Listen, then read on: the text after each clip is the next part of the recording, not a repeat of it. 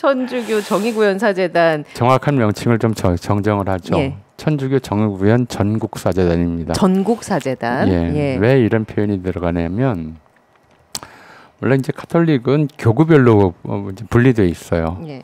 교구 각 사제들은 교구장인 이제 주교의 지휘를 받게 돼 있고요. 주교는 이제 바티칸에서 직접 지휘를 하고 이런 좀 구조거든요. 그러니까 사제들의 횡적 연대들은 없어요. 원칙적으로 서로 다른 회사 같은 거예요. 쉽게 말하면. 근데 사제들이 이런 교구의 틀을 넘어서 전국적으로 하나의 목소리를 내겠다라는 취지에서 만들어졌기 때문에 굳이 천주교 정의구현 넣고 전국을 꼭 집어넣어서 전국 사제단이 된 겁니다. 예. 그래서 이건 교구별로 흩어져 있는 사제들이 교구의 벽을 넘어서 하나로 뭉쳤다. 이런 의미로 만들어진 이름이 있죠.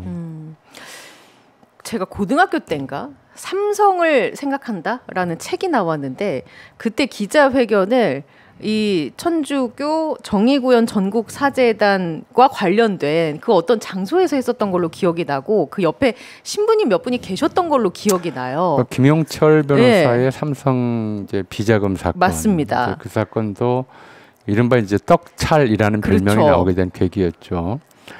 김용철 변호사가 삼성 기조실에 있으면서 정기적으로 검찰을 비롯한 이제 기재부라든가 정부 고위 권력들한테 떡값 명목에 뇌물을 바쳐왔다라고 하는 것을 이제 폭로를 했고 예. 그 자료들을 사실은 이제 여러 군데를 좀 시도를 했다고 그래요. 당시 김용철 변호사가.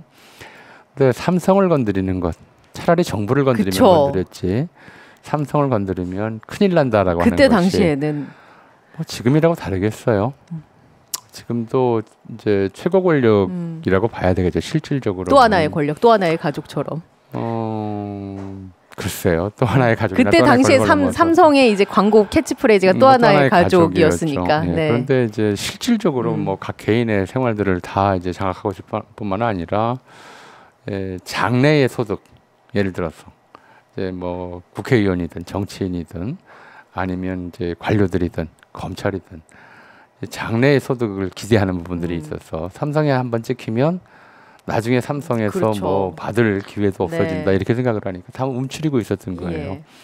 근데 그게 아무것도 없는 그런 거를 두려워하지 않는 그러니까 그분들 말씀에 따르면 하느님 말고는 두려운 존재가 없는 그런 분들이니까 삼성과 이제 삼성에 대놓고 삼성의 비리를 폭로하는 그런 좀 가능성이 있다고 판단해서 김용철 변호사가 사재단을 찾아갔고 예. 사재단이 이제 그 제보 내용의 신빙성 여부를 또 이제 다 조사한 그다음에 이제 공개를 했던 거죠. 네. 그래서 이렇게 사회의 어떤 비리나 아니면 뭐 약자나 이런 목소리가 있을 땐 항상 이분들이 같이 했던 것 같아요. 이제 뭐 느낌이라기보다도 뭐 이제 대표적으로 보면 1987년 네. 초에 박종철 고문치사 사건 조작되었다고 하는 폭로, 그 다음에 뭐 1990년대, 2000년대 초반이군요. 그러니까 이제 FX 사건 비리 관련 폭로, 그 밖에 이제 각종 양심 선언들, 지금 말씀하신 이제 김용철 변호사의 예. 폭로, 사실 많은 폭로가 이제 공적 제보죠. 네. 요즘으로 치면 공익 제보라고 하는 것이 사재단을 통해서 이루어졌죠. 믿을 때가 그렇죠. 중간에 정보가 새나가지 않고 오히려 역이용당하지 않고 사실을 사실대로 공개해 줄 수 있는 데가 사재단밖에 없다라는 것이 당시 많은 사람들 공익 제보자들의 생각이었고요. 또 그 생각에 부합하도록 사재단이 활동해 왔고요. 그럼 이거 시작을 언제부터 봐야 됩니까? 50주년이잖아요. 예. 그러니까 1974년 9월 26일 날 경제 제일주의에 항의하는 제1시국선언 발표를 계기로 해서 사재단이 공식 출범한 걸로 돼 있는데 몇 가지를 좀 짚어봐야 돼요. 우선 이제 한국 사회에서 종교계의 역할이 80년대까지 대략 1980년대까지는 대단히 중요했어요. 언제부터? 3.1운동 때부터. 3.1운동 민족대표 33인이 전부 종교계 대표잖아요. 그렇죠. 예. 일제의 아주 강력한 좀 그러니까 인권 탄압, 네. 또 독립운동 탄압 때문에 이제 종교 단체까지 종교 회합까지 탄압을 했다가는 종교 탄압에 대해서 국제적인 문제가 되니까 그쵸. 일제강점기에는 종교계가 탄압에서 좀 더 이제 좀 자유로웠어요. 종교계만 네. 다른 어떤 단체도 만들 수가 없었어요. 예컨대 뭐 노동조합, 농민조합 이런 건 당연히 못 만들고 무슨 정치 활동을 하는 단체는 더더욱 못 만들었죠. 그러니까 3.1운동 당시에 종교계로 민족 대표를 구성할 수밖에 없었던 거예요. 그런데 이때 천주교는 들어가질 않아요. 왜 그랬을까요? 기독교, 불교, 천도교 대표들이 3.1운동을 주도했죠. 천주교는 이제 종교개혁 이후로 세속과 영적 영역, 종교 영역을 또 확실히 구분하는 정교분리 원칙을 굉장히 강력하게 지켰어요. 그러니까 정치에 직접 천주교 신자가 개입하는 예. 것도 용납하지 않았고, 그래서 안중근 의사 천주교 신자였거든요. 네. 이토 히로부미를 척살하고 나서 천주교에서 파문을 해요. 파문을 할 뿐만 아니라 이제 안중근 의사 감옥까지 찾아가서 이제 종부성사. 그러니까 마지막 죽기 전에 이제 같이 이제 기도하는 종부성사를 집전했던 안중근 의사 다니던 성당 신부 빌렘 신부라고 있었어요. 빌렘 신부조차도 징계를 할 정도로 강력하게, 이건 이제 천주교의 흑역사에 해당하는 거였겠죠. 그런 정도로 철저하게 성속 분리의 원칙을 지켰기 때문에 속세의 일에는 개입하지 않는다는 것이 원칙이었어요. 그랬다가 1965년과 66년 사이에 제2차 바티칸 공의회라고 하는 것이 가톨릭 내부의 이제 혁신으로서 열리게 되는데, 이유가 뭐냐면 두 차례 세계대전을 이제 유럽에서 주로 겪었잖아요. 근데 이 세계대전을 일으킨 사람도, 거기에서 희생된 사람도, 거기서 끔찍한 학살 만행을 저지른 사람도 거의 전부가 개신교이거나 천주교인들이에요. 이거 어떻게 해석할 거냐. 가해자건 피해자건 어쨌거나 가해자들이에요. 가해자도 가해자들이에요, 다. 사실은 독일인들이 유대인을 죽이면서 내세운 그 핑계가 뭐예요? 예수 그리스도를 죽인 자들의 후손이다라는 거잖아요. 예수 그리스도도 유대인인데 예수 그리스도를 못 박은 자들이 유대인이다라고 하면서 이제 죽였거든요. 이제 이 종교가 세상에 이 끔찍한 야만적 행위들, 살육, 전쟁 이런 데 대해서 이건 세속의 일이니까 나랑은 관계없다라고 하는 것이 과연 올바른 태도인가? 아니다라는 거죠. 그래서 첫 번째로 이제 바티칸 공의회의 굉장히 중요한 결정은 이제 가톨릭 신자들은 세상의 불의에 대해서 이거 아닌 건 아니다라고 목소리를 내야 한다. 아닌 건 아니다. 사제들이 직접 정치에 참여하는 것은 아니지만 정치가 불의할 때 그에 대해서는 발언을 해야 한다. 그 기준은 그러면 어디에서 찾아야 되는 겁니까? 불의. 이제 조금 더 말씀을 드릴게요. 그 다음에 두 번째로는 이제 이 같은 맥락인데 종교는 기본적으로 배타적이에요. 내 종교 말고 다른 종교들은 전부 이단이거나 아니면 이제 잡스러운 종교인 거죠. 근데 그런 종교 간의 갈등이 인간 사이의 갈등을 증폭시키고 인간의 존엄성을 훼손한다. 인간의 생명까지 빼앗는다. 이 상황에 대한 반성이었죠. 그러니까 이 절대적 배타성에서 벗어나자라고 얘기를 해요. 제2차 바티칸 공의회 핵심 메시지는. 그래서 우리 가톨릭 신자들이 아니라 이 세계의 모든 선의의 인류에게 메시지를 전하죠. 그리고 심지어 무슬림이나 그동안 이제 원수 같았던 또 뭐 자기에게서 떨어져 나갔던 개신교나 이쪽들하고도 같이 함께 어울리고 같은 종교로서의 공통점을 찾아야 한다라고 이제 얘기를 하죠. 그래서 가톨릭이 상대적으로 사실 기독교에서도 이런 흐름이 1960년대에 나타났었는데 우리나라에서는 이 흐름은 사라져 버렸고요. 가톨릭이 상대적으로 다른 종교에 대해서 굉장히 좀 포용적이죠. 뭐 초파일 날 뭐 부처님 오신 날 축하합니다. 성당에 내걸기도 하고 이런 거죠. 이런 이 핵심은 뭐냐면 여기서 말하는 이제 가장 중요한 원칙 불의와 의를 가르는 기준은 이거예요. 그러니까 정의라는 말을 그때 이제 그 가톨릭 그러니까 제2차 바티칸 공의회를 계기로 해서 전 세계 가톨릭 교구들의 정의평화위원회라는 게 만들어져요. 정의와 평화를 얘기하는데 그 정의의 핵심은 뭐냐면 인간이에요. 인간이 존엄하다. 인간은 그 어떤 존재보다 존엄하다. 인간은 이제 천주교의 관점에서 보자면 하나님이 자기 닮은 모습으로 창조한 존재이다. 인간이 곧 하나님이다. 인간의 존엄성을 지키는 것이 가톨릭 신자들의 사제와 신자들의 의무이고 인간의 존엄성을 훼손하는 어떠한 명분도 예를 들어서 인간을 물질로 취급하거나 예. 도구로 취급하거나 인간의 생명을 함부로 여기거나 이 모든 행위가 불이다라고 이제 판단을 한 거죠. 그래서 이제 정의와 불의의 기준은 인간 존엄성이에요. 인간의 존엄성을 훼손하느냐, 인간의 존엄성을 지키기 위해서 노력하느냐, 이게 이제 핵심 기준이 되고요.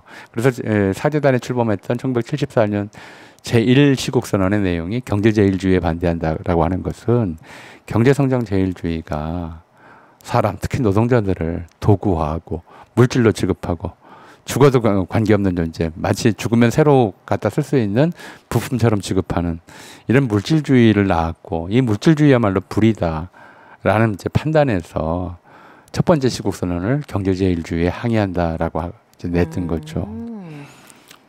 거기에서부터 이제 시작이 됐군요. 그러면 이제 그런 인간의 존엄성을 이렇게 딱 중심에 두고 천주교 정의구현 전국 사제단이 이제 점점 활동을 하기 시작하는데 활동 계기는 좀 직접적인 계기는 좀 달리 있어요. 이 제2차 바티칸 공의회가 65년에서 66년까지 열렸다고 말씀을 드렸잖아요. 그때 이제 그 이전까지 한국 천주교는 그야말로 세속에 대해서는 전혀 무관심해야 됐고요. 신학교에서는 신문도 못 보게 했어요. 세속과 좀 동떨어져 있어야 되니까. 완전히 다른 세계, 영적 세계만을 관심을 갖도록 이렇게 유도를 했었는데 이제 이 바티칸 공의회 제2차 바티칸 공의회의 사목교서는 기쁨과 희망, 슬픔과 분노 뭐 이런 걸로 시작을 해요. 보통 사람들이 느끼는 그런 작은 감정들 모두가 사제들이 관심을 기울여야 하는 것들이다. 세속적 관심사들이죠. 어떤 일에 기뻐하고 어떤 데 희망을 품고 어떤 데 분노하고 어떤 데 고통을 느끼는지 이것들 사람들의 감정 자체를 사제들이 이제 관심을 가져야 된다고 하는 굉장히 좀 혁신적인 지침이 만들어졌어요. 말 그대로 일상 다반사니까 일상에서. 그렇죠. 일상의 삶에 관심을 기울여야 한다. 죽은 뒤에 그 영적 세계에만 관심을 기울일 것이 아니라 이제 이런 거였죠. 근데 그때 로마에 유학을 했던 분들이 지금 김수환 우리가 잘 아는 김수환 추기경, 윤공희 대주교, 지학순 주교 이런 분들이었어요. 대략 같은 또래였어요. 이제 사제서품 받고 얼마 안 된 이제 그런 젊은 신부들이었고 이런 분들이 이 바티칸 공의회의 가르침에 깊이 이제 영향을 받았죠. 그보다 선배급 신부들은 또 이걸 또 잘 몰랐어요. 그래서 김수환 추기경이 된 다음 한편으로는 이제 간혹 또는 어떨 때는 좀 아주 강경하게 박정희 정권을 비판하는 발언을 하셨었고요. 특히 지학순 주교는 언제부터 그에 앞서서 좀 이른바 원주교구의 주교셨는데 원주교구에 큰 물난리가 났었어요. 그래서 물난리 피해를 극복하기 위해서 독일까지 가서 원조 자금 끌어오고 또 그 원조 자금으로 한편으로는 이제 수재민을 좀 돕고 한편으로는 그 수재민도 없는 기금을 좀 만들기 위해서 또 원주 MBC의 일부를 투자를 했어요. 근데 지금 지금이야 이제 어떤지 모르겠지만 60년대니 70년대 초반이니까 원주 MBC 내에 이렇게 정부에서 박은 지금도 그런 일들 좀 있는지 모르겠습니다만은. 아주 비리 부정으로 돈을 그냥 흥청망청 자기들 마음대로 자기들 주머니처럼 쓰는 상황들을 목도를 하고서는 부정부패 추방 운동을 또 그다음에 벌였었죠. 또 그 와중에 또 원주의 이제 지학순 주교가 그렇게 부정부패 추방 운동을 하면서 민주화 운동하는 사람들을 많이 도와준다 이런 소문이 난 데다가 지금 이제 꽤 많이 알려졌을 거예요. 그 노인들 저거 믿지 말아라고 하는 말로 유명해지신 최연국 선생 그분 선친이 그 일대 큰 탄광을 가지고 있었어요. 한때는 우리나라에서 소득세를 제일 많이 내는 분이었었는데 이제 박정희 정권에 맞서다가 이제 수배당한 사람들 이런 사람들을 그 탄광의 노동자로 많이 취직을 시켜줬어요. 그러니까 원주 일대가 민주화 운동의 성지같이 돼 있었던 거죠. 많은 사람들이 원주 일대에 몰려갔는데 그 와중에 이제 인혁당 사건하고 1974년에 민청학령 사건이라는 사건이 일어나요. 이게 뭐냐면 이제 제2차 인혁당 사건이라고 해서 이 대법원 확정 판결로 이게 이제 당시 중앙정보부가 날조한 사건이다라고 하는 게 명명백백히 밝혀졌잖아요. 뒤늦게. 1972년에 유신을 선포하고 유신 반대 운동이 벌어지니까 박정희 당시 정권이 이 유신 반대 운동을 뿌리 뽑아야 되겠다고 이게 유신 반대는 전부 북한 간첩들이다라는 그림을 그려서 예. 한편으로는 인혁당이라고 하는 좀 그 간첩 일반 자발적 간첩단을 조작하고 네네. 이 인혁당의 지령을 받아서 반유신 운동을 벌이는 학생 조직들이 있다라는 걸 이제 그림을 그려놓고는 학생들을 또 잡아들여요. 이 민청학년 사건이라고 부르는 거예요. 올해가 그래서 제2차 인혁당 사건과 민청학년 사건 50주년이기도 해요. 좀 있으면 이제 민청학년 사건 50주년 기념 예. 무슨 또 행사도 벌어질 네. 거라고 예상되는데 이거 말 그대로 국가폭력인 거잖아요. 엄청난 국가폭력이죠. 예. 그리고 당시 중앙정보부장 신직수가 이 민청학년하고 인혁당을 엮어서 어마어마한 대규모 간첩단 사건을 만들려고 했어요. 한 수백 명 정도 인혁당 사건으로 8명이 사용됐는데 네. 이제 그야말로 사법살인이죠. 민청학년까지 포함해서 수십 명을 사용시키려고 했었어요. 그런 이제 기획하에 진행되는 와중인데 지학순주교가 그 당시에 이제 이 민청학년과 관련돼 있었던 지금은 이제 평가가 좀 많이 갈립니다만 네. 김지아 씨한테 좀 숨을 때 필요하다고 돈을 좀 줬어요. 근데 이 민청학년이 있는지 없는지 관계 없고 뭐 신부들 월급이 얼마 안 돼요. 그렇죠. 굉장히 적어요. 네. 근데 그렇게 이렇게 저렇게 모아놓은 돈을 가지고 김지아 씨한테 한 몇만 원인가 줬던 모양이에요. 당시 돈으로. 그걸 빌미를 잡혔군요. 근데 이걸 수사하다 보니까 김지아 네. 활동 자금을 보다 보니까 이제 지학순주교한테서 나왔다는 걸 아니까 이분이 아시아주교 회의 참석하고 돌아오자마자 김포공항에서 바로 납치해서 체포했던 거죠. 한국 천주교 역사상 신부님이 이제 박해 시대라고 네. 그러죠. 보통 순조 때 대원군 때 천주교 박해 천주교 받던. 박해 때 신부들이 사형당하고 네. 이런 일 이후에 처음으로 110년 만에 처음으로 주교가 체포된 거예요. 그러니까 이제 그 주교 회의 천주교 상층부에서는 이거 대통령하고 좀 면담을 해서 풀어줘야 되는 거 아니냐 뭐 이런저런 얘기가 오가는 점이었었는데 젊은 신부들이 그거를 참지를 못한 거죠. 주교들이 뭘 한다고 그러는데 잘 못하고 또 말도 안 들을 것 같고 그러니까 그럼 우리라도 좀 나서봐야 되겠다. 그래서 이걸 계기로 해서 예. 전국의 젊은 사제들이 다 모여서 네. 당시 전체 사제의 3분의 2 정도가 모여서 이제 천주교 정의구현 전국 사제단이라는 네. 그러니까 교구의 틀을 넘고 주교들한테 부담을 주지 않기 위해서 젊은 사제들의 조직으로 예. 그 당시에는 젊은 사제였죠. 50년 전에는. 네. 그 당시에 그래서 제가 월요일 날 열린 이제 창립기념비사에도 갔었는데 예. 그 당시에 30대 초반에 팔팔했던 그런 젊은 사제들이 이제 전부 80대 그런 노인들이 되셨어요. 그 말씀을 하셨군요. 그때까지 활동하셨는데 네. 그렇게 해서 이제 젊은 사제들의 모임, 평사제들의 모임으로 만들어진 그런 기구였죠.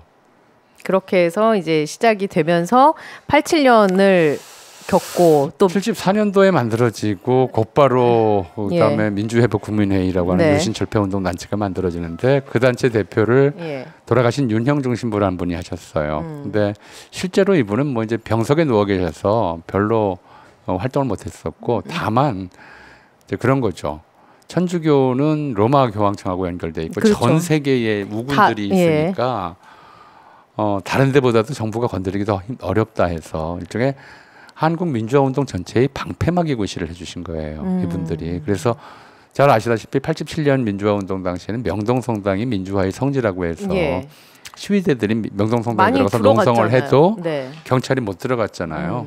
그러면서 그걸 가지고 뭐 굉장히 말들이 많았지만 어쨌든 명동성당이 시위대를 보호해주고 민주화운동이 그 하던 참여자들이 잡혀가지 않도록 지켜주고 그게 천주교가 갖는 좀 특징이죠.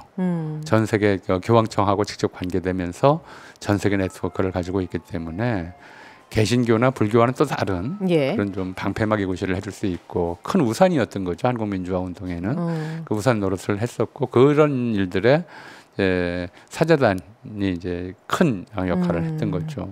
그 안에서의 그 어떤 뭐랄까 좀 다른 목소리라든지 흑역사 이런 것도 있긴 있었을 것 같거든요. 그러니까 좀 곱지 않게 보는 시선도 분명히 존재는 했을 거란 말이죠. 처음에는 안 그랬죠.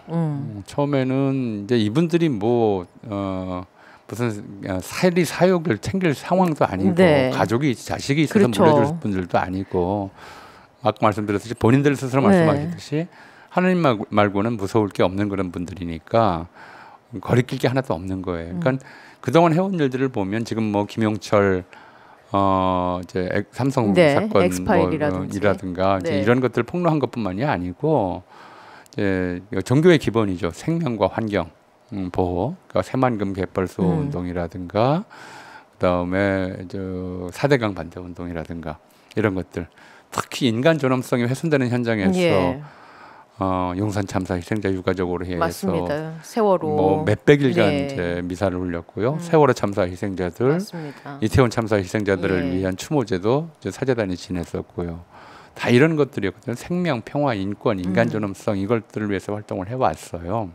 그리고 여기에서 양심과 그리고 이제 종교적 대의라고 하는 명분 이런 것들을 시비 걸 수 있는 상황들은 아니었거든요.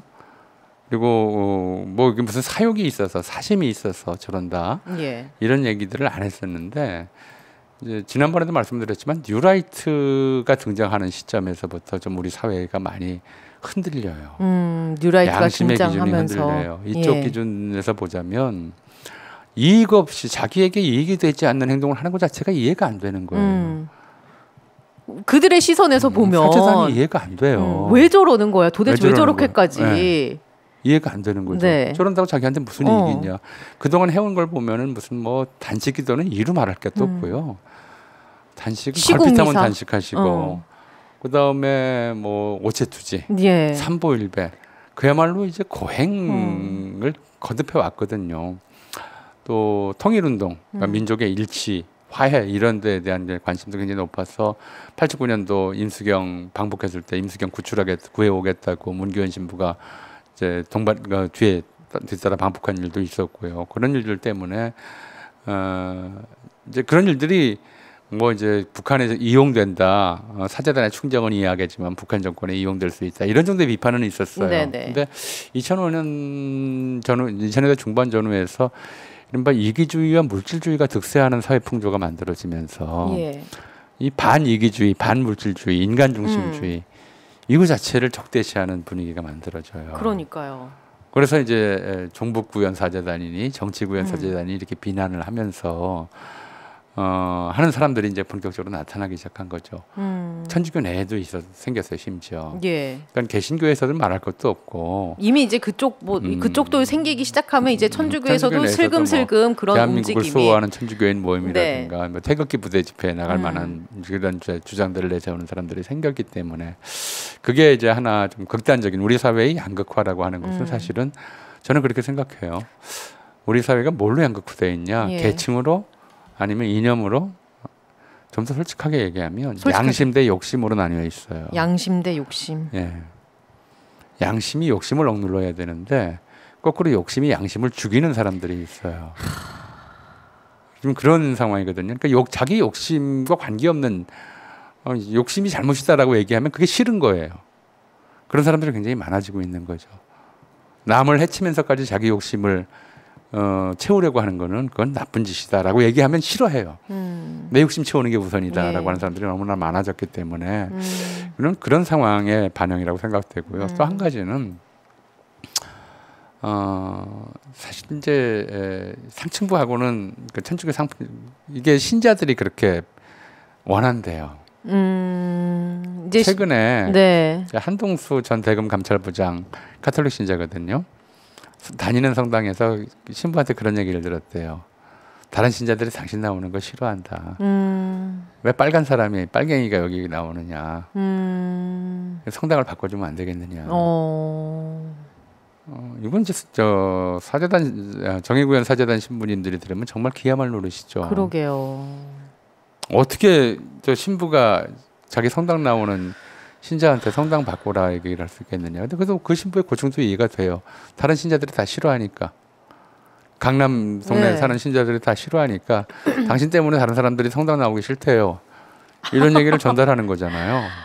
참 예, 사회가 우리 사회가 욕심이 양심을 누르는 사회가 돼버리고 돼가고 있기 때문에. 그럼 악화가 양화를 구축한다고 해야 항상 되나? 그렇죠. 그러니까. 근데 이게 정치나 아니면 이제 언론이라도 이런 데 대해서 계속 경고를 좀 해줘야 되는데 오히려 그게 뭐 자유시장 경제의 네. 원칙이니 마치 그냥 그게 그게 자연스러운 자유민주주의니 것처럼. 그거를 지켜야 되느니 이런 얘기들을 하고 있잖아요.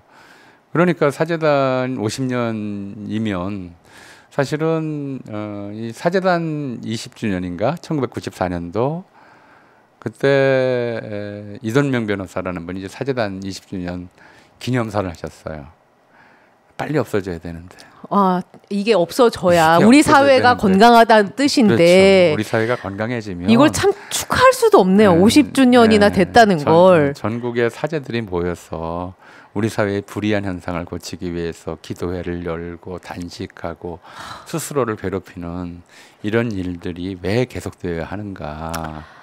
그렇죠. 근데 참 그게 50년이 지나도록 사라질 기미가 안 보이고 거기에다가 어떻게 보면 한편으로 예. 사회는 점점 더 나빠지고 있고 그래서 이제 이분들이 50주년을 하면서 우리 해산합시다 좀 그랬어야 되는데 다시 일어섭시다가 이렇게 나오니까. 얘기를 했단 말이에요. 80 노인들이 다시 일어서서 또 뭘 하시겠어요. 좀 그게 참 저는 가슴이 아프더라고요. 그러니까요. 안타깝고요. 예. 정말 마음이 아픕니다. 아니 거기에다가 윤석열 정권 퇴진 시국 미사를 또 지난해부터 그러니까 지난해부터 시작했죠. 열고 계시잖아요. 예, 예. 그러니까 이게 직접 이렇게 나선 건 제가 듣기로는 군사 정권 이후 또 처음이라고 그렇지 들었습니다. 않아요. 중간 중간에 박근혜 정권 예, 때도 있었죠. 그때 안 한 데가 없죠. 뭐 개신교도 있고 대학생들도 박근혜 시국 정권 미사 퇴진, 열고 시국 집회 미사하고 열고, 시국 집회 예. 계속 했었죠.